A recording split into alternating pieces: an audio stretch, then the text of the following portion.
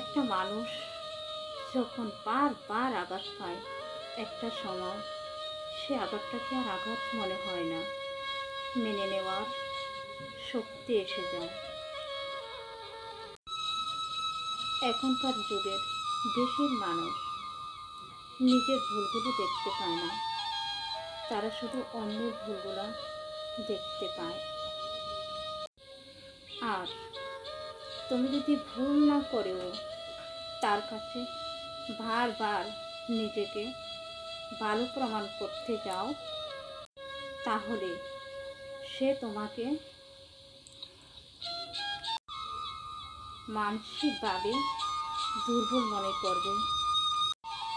সত্যি, আমাদের এই জগতে সরল মানুষেরই কষ্ট বেশি। মানুষ তাদের আঘাত করতে ভীষণ মজা পায়।